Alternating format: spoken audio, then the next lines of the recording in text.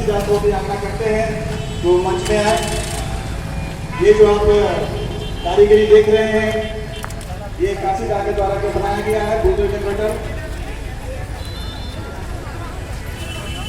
और सरेदा से आग्रह करेंगे वो मोमेंट देके इनको सम्मानित करें।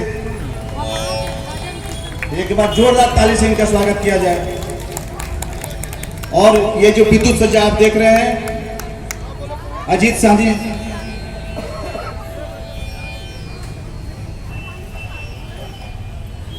शैलेश भैया से आग्रह करेंगे कि वो इन्हें सम्मानित देके इनका मान बढ़ाए।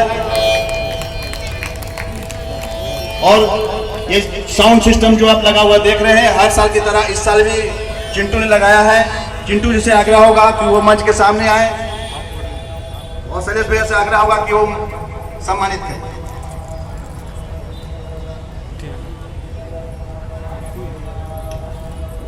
इन तमाम लोगों के बिना यह आयोजन अधूरा है। इनके अथक प्रयास से, महीनों के अथक प्रयास से इस दरबार को सजाया जाता है। मां की इस प्रतिमा को निर्माण